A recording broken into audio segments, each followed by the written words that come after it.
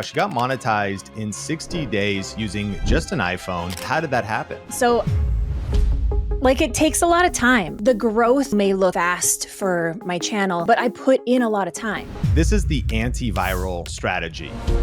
You have 7 different ways that you're earning money now, which is wild. You have a phone, so just hit record and go. Welcome back to the Think Media Podcast, the #1 show bringing you unfiltered tips for building a profitable channel. I'm Nathan Eswine, one of the YouTube coaches here at Think Media, and today you're about to hear a conversation between Sean, Cannell, and Kaela from His Word, My Walk. She got monetized in 60 days just using her iPhone, and the way that she built momentum is a masterclass. By the way, this episode is brought to you by vrapodcast.com, which you'll hear about in just a little bit. And stick around to the end because I'm going to share 3 YouTube power-ups, as I'm calling them, that Kaela didn't even share in this interview that only I would know about because I have had the honor of being Kaela's YouTube coach inside of our one-on-one coaching program, Accelerator, for the past year. All right, let's jump in. I had to get rid of the excuses. I think technology is always an excuse that we can make, or even a reason. For me, it was a reason why I didn't start. And so I just went for it. And my second video took off to get me monetized. And from there is where I kind of shifted my channel to keep moving forward. That's so cool. And how many videos do you think you posted in those first 60 days? Well, it was 3 originally, and then I did a 30-day, what I thought was going to be a 30-day sprint. I did 28 videos in 30 days, going through the book of Matthew chapter by chapter to teach what people had been asking for. And then I continued on from there. So I think that 30-day sprint had a lot to do with the early momentum that your channel built. Would you agree? Oh, absolutely. I looked at that one video that got monetized or got me monetized. The comments in there were people saying, "Can you help me? Can you help me do this? Can you help me be consistent? How can I really do this?" And I was like, oh, well, I can show you. So let's do it together. I'll do it for 30 days. And that built a community immediately and grew to almost this responsibility that there are people here now and a community growing. So I felt like I couldn't stop. Okay, so I think I better understand now. What you're saying is you had an original 3 videos and one of those videos really broke out and like single-handedly got you monetized. Do you remember what video that was? Yeah, it was how to read the Bible consistently. Okay, and so you had a breakout video, but then off of that video, not only did that video get you monetized, got you some channel growth, that inspired the 30-day sprint, which ultimately shaped your channel and what you're doing today. Exactly. You also kind of focused on a format. And have you dabbled with YouTube Shorts or anything? Or have you focused even not just on YouTube? Because to a point, YouTube itself could be distracting. Well, if I'm on YouTube, I need to do all the things on YouTube. But have you focused on even just kind of one singular promise, even within the YouTube ecosystem? Yeah, I tried for the first probably month, I tried everything. I think I have probably 5 shorts sitting there that are all from last May. And so once I developed this, like, okay, we're going to continue this every day kind of thing, or 5 days a week, 6 days a week, I really just zeroed in on that. It's what I had the capacity to do, but also it's where I was serving the most people, and it's where I felt really purposeful. And I wasn't, and still am not trying to trend or whatever God's going to do, he's going to do. And I love that, but I'm really focused on the community that I'm serving in a way that now they expect. This is powerful. I just talked to Noah Kagan on the podcast, and he built AppSumo. He's got 1 million subscribers on kind of a business entrepreneur channel.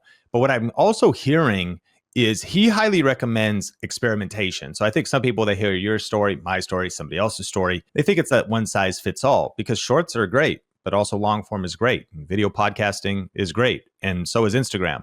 But man, when you find your thing and your format, and also what's connected to your mission and your strength, that's such an amazing place to be. And man, I feel like the disciplined pursuit of doing less, you narrowed into your 5 to 6 day a week show, served the most, but also sounds like it served your mission the most.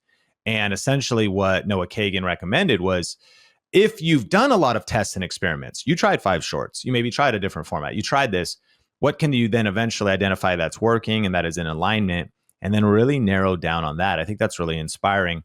Now, you have a video that's it's called Bible Journaling, and it hit 63,000 views without any fancy production. You've got a lot of videos on your channel that now have grown and gotten some significant views. Do you have any kind of formula for creating the structure of your videos that you've learned from some of your most viewed videos? Well, a lot of them go day by day, right? So if you look at my channel, I'm reading through the Bible chapter by chapter. We've now gone through 16 books of the Bible chapter by chapter. So that helps my format. It is very similar every day. But my desire is to have once a week an actual teaching video, a more practical how to live this life. And that's where Bible journaling came in, and how to elevate your prayer life, how to spend more time with God, those kind of videos that I structure in a way of more teaching. Here's 3 ways you can do this. Here's 5 ways that you can do this. I come from an elite athlete background and personal training. And so like having practical, here's how you actually walk this out, really helps me in the way that I learn. So I realize that's also how I like to teach. Interesting. So, and have you found that it's those 1 per week teaching videos that have been the ones that have garnered more views over time? Yes and no. That's my plan. My plan is that those are the more searchable ones. Those are the ones that are going to bring people to my channel. But as I've seen, as I started off in May going through the book of Matthew, those ones are now, people are still finding them. They're some of my highest watch videos from May 1st, some of my highest watch videos every month, which as we get to that, some of my most income stream bringing videos, even to this day. So I have a format, but I also just kind of like let it flow, whether I'm teaching or reading with my community as well. Man, I love that. And actually today, what is the full production? Are you a solo woman show here? I'm a solo woman show. I plug my phone into my computer still every week or almost every day if I haven't batch recorded something, and edit it myself. I actually, Sean, you will be proud, I just hired someone 2 days ago. I was so excited to be able to say that to you, to help me with some back end things, some tasks that I need to put systems in place as I continue to grow. But it's been just me. And I am curious. So what do you mean that you plug your phone into your computer? For someone listening, if they want to tap into their phone camera, plug it into their computer, how do you capture it? And then how do you edit it? Yeah, I use, plug here, I use OBS Studio. And so I wanted a place where I could see what was on my camera, but I knew I had to use the back camera of my phone. Like I didn't know all of this when I didn't know it. And so I can plug it right into my computer and use just the camera from my phone. But then I can still see what it looks like. But it actually helps me because I talk just to the phone screen. Like I don't see myself. I'm not distracted. I talk just to the phone. Behind my phone is my closet full of clothes. Like I'm truly just me. My whole way of teaching is like, grab your cup of tea, cup of coffee. Let's sit down together. Super casual. Editing is pretty simple. I'm putting scripture on the screen, but if I sneeze, people in the comments say, bless you. Like I'm not editing a whole lot of other stuff. Man, that's cool. And it's cool to hear. Okay. So OBS Studio, and what you mean by the back camera for listeners, you know, you do have a selfie camera, but on every phone, it's never as good. And what's nice is because while you do have a monitor on your laptop screen because of the OBS Studio software, you are able to look at your phone without getting distracted. One of the biggest mistakes I see people make is not making eye contact with the lens, which is sometimes hard to do because you see yourself or you're trying to frame it. So those are really good practical tips, and just speaks to, it's not about our resources, it's about our resourcefulness. I want to dive into this idea of daily routine content. So we were talking before we press record. I feel like this could be called the morning show model. And for anybody listening, maybe you've watched Good Morning America before. Maybe you remember when there was a show called Live with Regis and Kelly. Today it's Kelly and Ryan Live. And this idea of consistent daily timing, a mix of structured content and natural moments, hosts who feel like friends, community interaction, and this morning ritual aspect. You say, grab your tea, grab your coffee, grab your greens, meet me every morning, Monday, Tuesday, Thursday, Friday, Saturday with your Bible in your notebook, 6 a.m. Pacific Standard Time. And the best compliments you get is, I'm reading my Bible with a friend. Explain how this all came about. I couldn't do it every day. That I needed a break. And I honestly didn't think I was going to continue. After those 30 days, my plan was 1 video a week. My plan was, this is going to be my sprint. I didn't realize I was going to get monetized before this happened. But once the people showed up, I felt like I had to continue serving them, and I had the means to do it.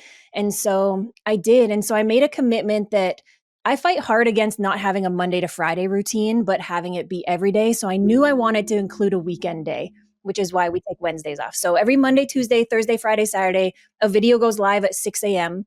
and the next chapter. And so they know what's coming. I encourage you to read it before you get here.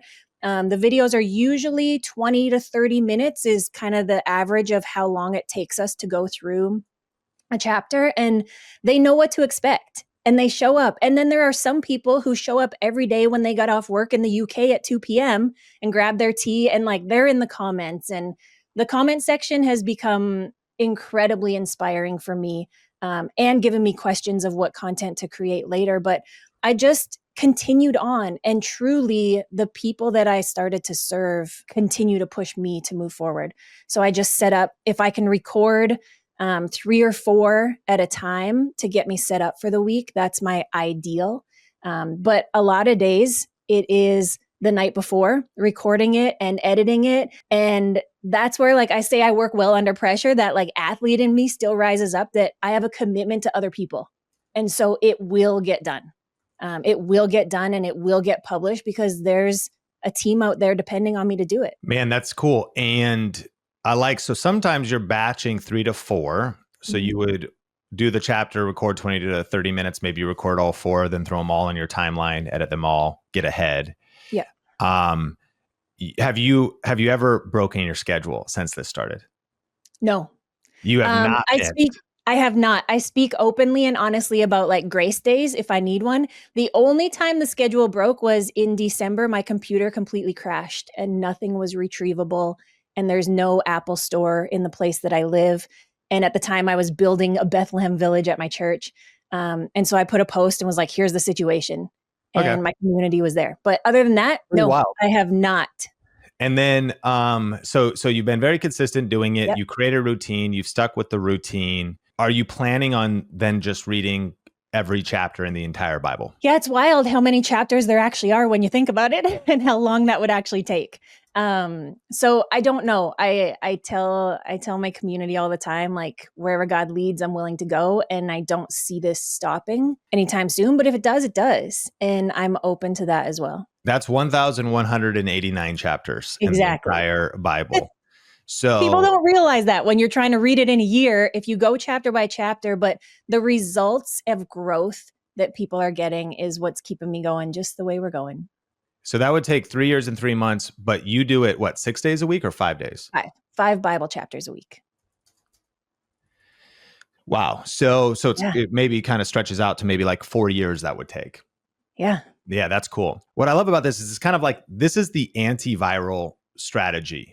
You've had some videos over time, like you said, since last May have really grown, but you've built your channel through daily connection and really a community first approach. And I think that listeners should really lean in for this.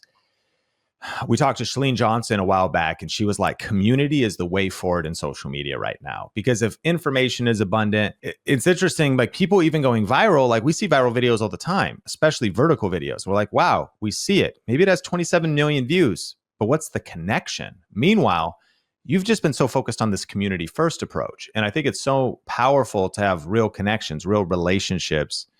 Can you walk us through, I mean, you've kind of touched on it, but your mindset in regards to that and how maybe we could benefit as creators ourselves to stop chasing viral and start building community? Well, for me, it's just about the impact. Like truly, this wasn't my, 10K, 20K a month strategy for life.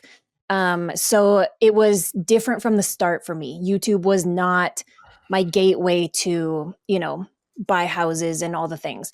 However, I have paid my mom's mortgage like through YouTube. So that was like a huge goal of mine that just happened. So I'm super. You paid your mom's mortgage off?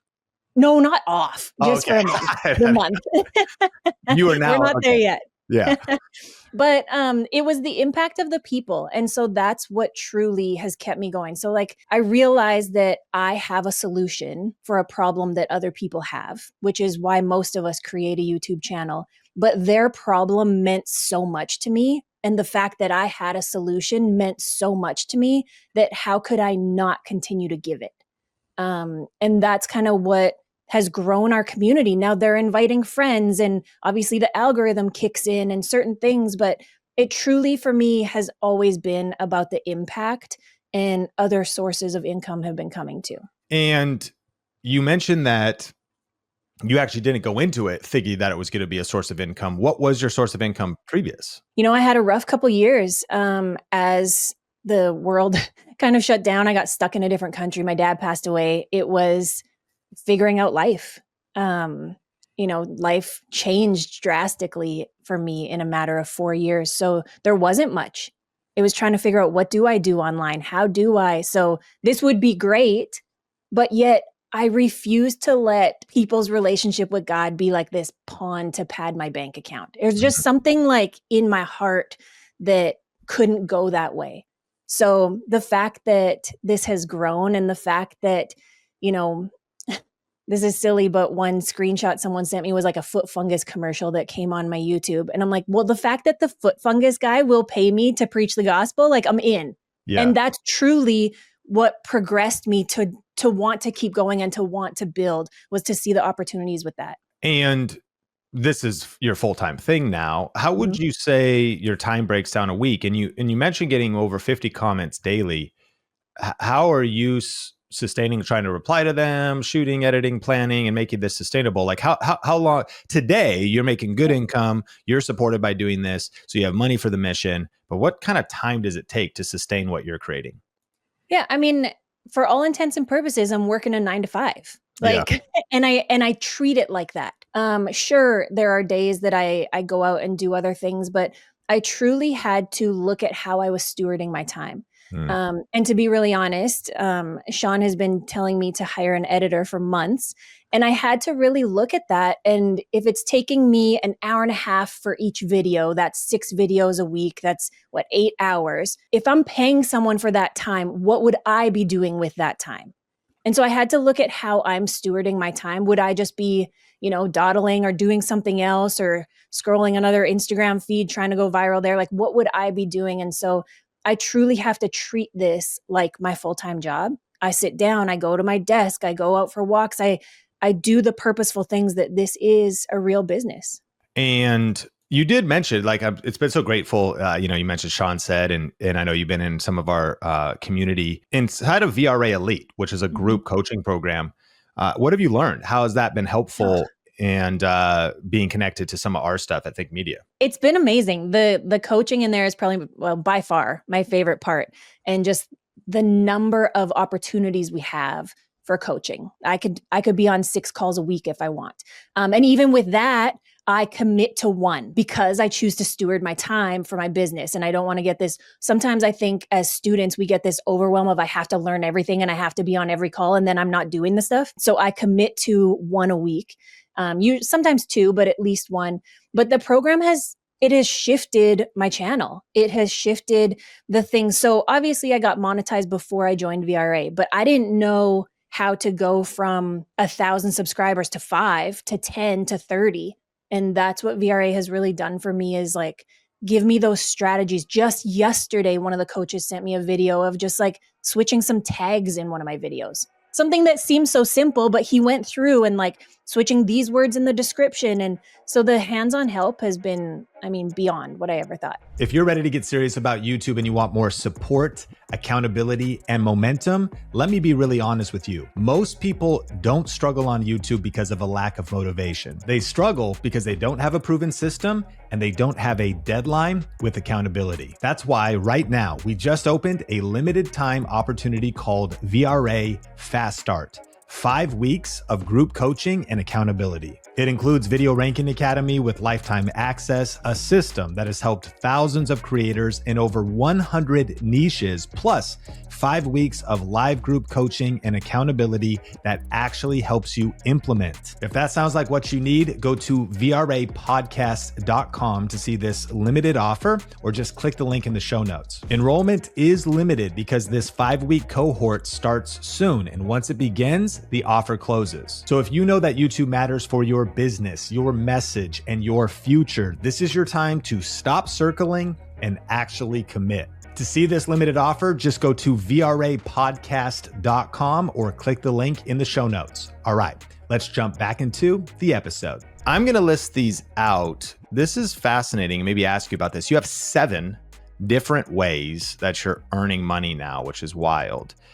Ad revenue, sponsorships, affiliate marketing, building an email list, selling products and courses, generating leads for your business, coaching and consulting. On our form that we sent you, were you like checking boxes? Well, yeah. And I was like, oh, this is actually, wait a minute. Let me go look at my spreadsheets. This is actually incredible. The amount of ways that income is coming in. Okay, so you got monetized and you're getting great views per month and your videos are longer. So you probably noticed too that having longer form engaged audience just means that, do you just check the box to let YouTube place ads wherever they see fit?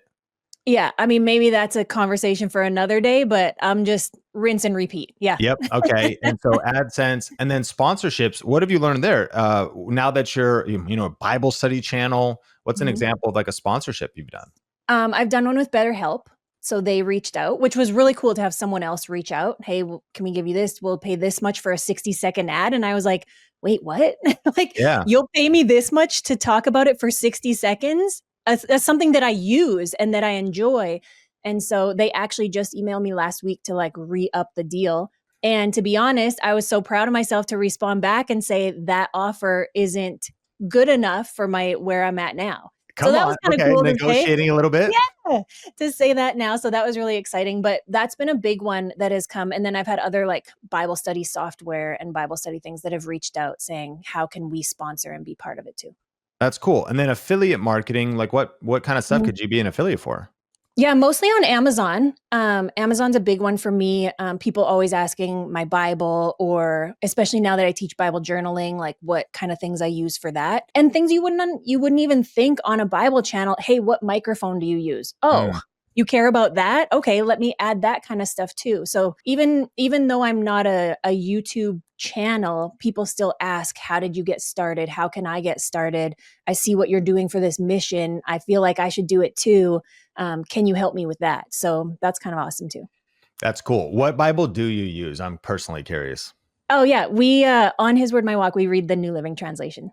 Nice. I'm reading a new NLT wide margin. This year is actually, I've done a lot of study Bibles, but I went wide margin, no study notes. So no distraction, just rolling through it. That's where I'm at. Yep.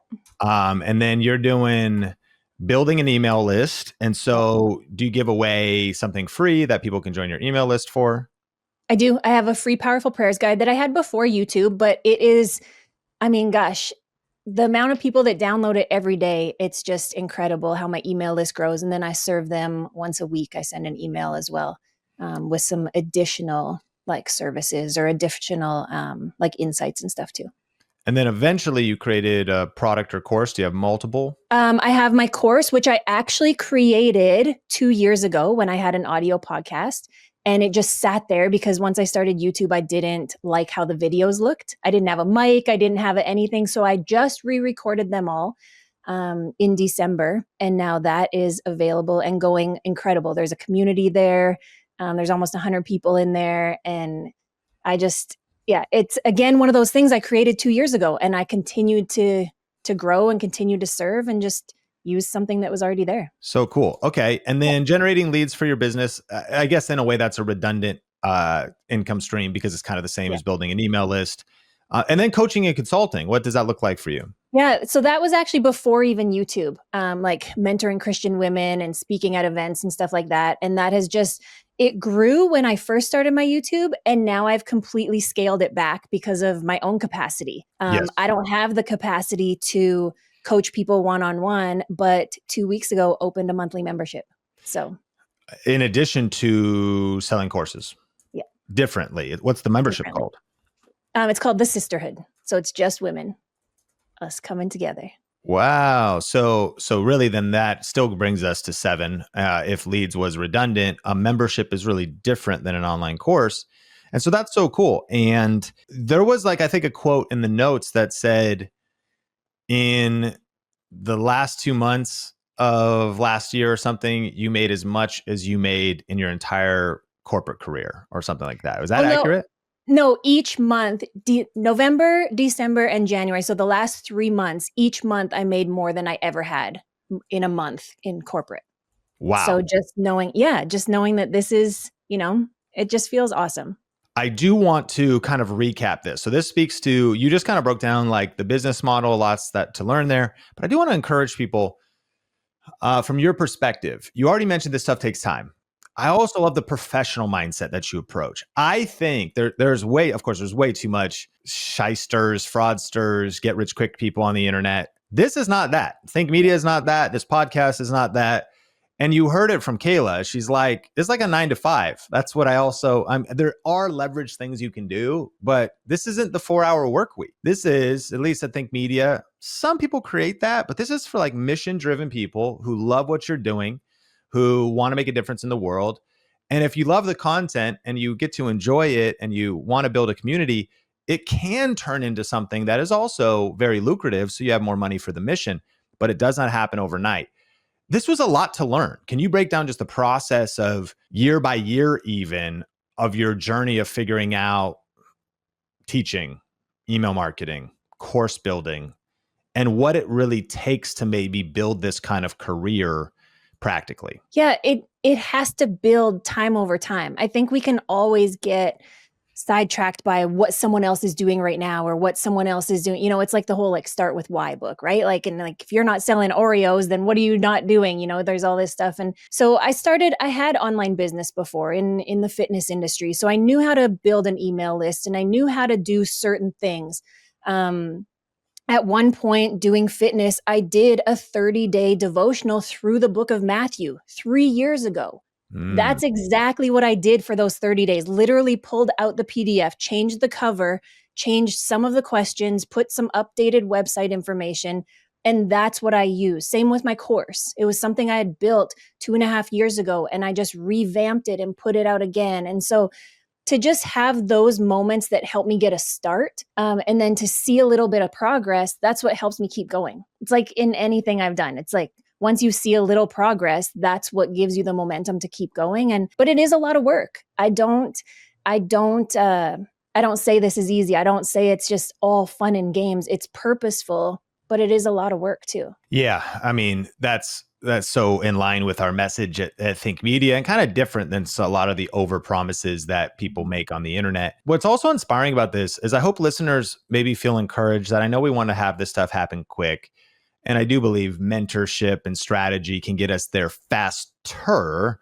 But there's something about embracing the journey and embracing the process. Like if it wasn't for my working at a church as a director of communications and being an intern in the video department, and then being on weird freelance video projects that taught me about, whoops, I forgot to press record or charge my battery or audio issues and even front facing with clients. If it wasn't for talking to customers at the burger place I worked at and like refining my communication skills there, it's interesting how God gives us opportunities to learn all these divergent, detailed skills in your fitness business.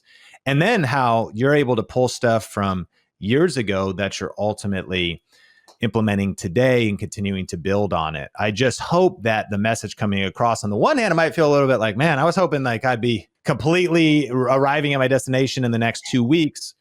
Probably not. But what could really be built in the next 2 months, in the next 2 years, and even having a legacy vision of what could be built over the next decade if you just keep making consistent small steps forward.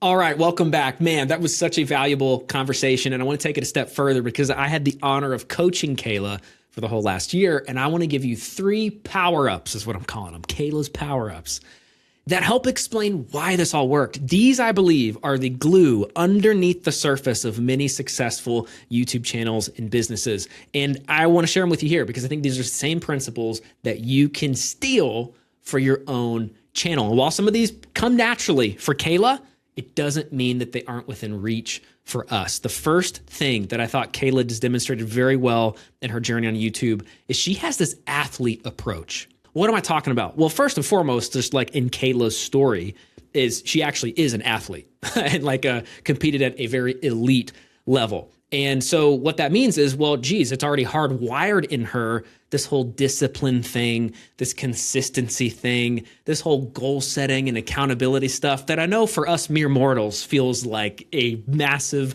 mountain to climb. Not that it isn't difficult for Kaela, but it just kind of comes naturally. The whole idea of like, oh yeah, okay, so like I need to make sure I'm showing up. I need to make sure I'm being consistent. I need to make sure I'm putting in the work, because she understood the value of practice. So treat your channel like a sport. And I don't mean this in like the crazy hustle culture sort of way. This just means like, no, I take my channel seriously. And this year I'm going to take it more seriously than I ever had. And I'm actually going to like choose to not get bummed out about thumbnails. I'm going to choose to stop complaining. It doesn't come easy for all of us. And in fact, that's why I would highly encourage you to go to vrapodcast.com, because we have heard you and we are putting together a 5-week cohort to walk alongside you, dedicated training each and every week, so that we can get you moving in your YouTube journey. It's actually called our Fast Start cohort. It's going to be with Sean Cannell. It's going to be with all of our YouTube coaches. Our whole team is pouring a lot of effort into this, and time is running out. So you might as well go to vrapodcast.com to make sure you can reserve your spot to get into this cohort, to make sure that we can link arms together. Because this whole discipline stuff, consistency and accountability, like if you've been struggling, if you've been sitting on the bench and not been playing on the field, it's time to switch that around. It's time to change that. Enough is enough. And we'd love to have you in here with us. A 5-week sprint, a 5-week fast start to get you going in your YouTube journey. And it works for anyone, like whatever stage you're in, whether you are just starting, whether it's from scratch, whether you're a veteran creator and you've hit some stalling, right? This is going to be something that's going to help you in the next step. So make sure you go to vrapodcast.com to get all of the information. We have everything laid out there to make sure that this would be a good fit for you. But we want to see you in there, all right? The second power up that Kaela had is authenticity. And before you just click off and like, wow, Nathan, we just like got so hallmarky. I'm not actually talking about authenticity in the Hallmark angels on fluffy clouds. I'm referencing a study that was done. YouTube put out this whole report. It's called like Why We Watch. And inside of the study, brain imaging, like brain scanning, you know what I'm saying? Like actually showed that viewer retention and memory spiked by over 70% when they felt an emotional connection. What I'm talking about with authenticity is this genuine desire to serve, to have a personal connection. And like I said, the brain scans prove it. This just means you can tell, can't we all? We can tell when we're clicking on a video and the person we're watching is just kind of like trying to get a video out, or is actually showing up to serve, because we can just tell they're all about the thing that they're talking about, that their passion is there, that they want to help you, that they're going above and beyond. It doesn't feel fake. It doesn't feel forced. It just feels real. That's the warmth. That's the presence that Kaela has been able to put out on her channel. So the actionable takeaway for you is be yourself. Be yourself. Let yourself shine. Let your passion shine. And funny enough, for those of us with off-platform aspirations, we want to be able to use YouTube as a way to generate an income, not just through ad revenue, but through things that we're building and creating. If you're able to be yourself, it's a lot easier for people to hear you talk about the thing that you're putting on. Number 3 is probably my favorite thing. This is a little catchphrase of mine, but I credit Kaela for helping me come up with this catchphrase because of how awesome she is. The montage mindset. The montage mindset. This means, despite whatever level of success you get or you don't get, you are focusing on the fundamentals. You're refining existing strategies. You are resisting shiny objects. That line right there is montage mindset. Resisting shiny objects. What this means is, like just about every movie, there's that whole arc, whether it's like an athlete movie, sports movie, or like a warrior sort of movie, whatever it is. A lot of films have this storyline. There's the hero, and the hero's pretty dope. You know what I'm saying? Like they've got the skill. Come on, Queen's Gambit, right? Like whatever. Like they've got the skill, and they have some talent. But the thing that nurtured that talent was the fundamentals, doing the fundamentals. You see Rocky doing his sit-ups and doing his training, like whatever. Like, okay, we're getting into it, right? The training montage of like getting everything together before the big fight, right? But at some point, most of these films show that main character falling. At some point, the character falls. They fall off course. They lose the fight. They lose the game. They get lost in other pleasures, right? They like start drinking, or they start like messing around, or they start whatever it is. Like they just fall off the path. They fall off the course. It's because they stopped doing the things that got them awesome in the first place. right? So what do? They're down in the dumps. And then just like any of the storylines, how do they get back up, right? They start revisiting the fundamentals. They just start doing the things that got them success in the first place. So what this means for you is master the fundamentals. Well, hey, if this episode was helpful for you, would you let us know? Like, rate, share, review, wherever you watch or listen. This is the Think Media Podcast. I'm Nathan Eswine, and I can't wait to connect with you in a future episode.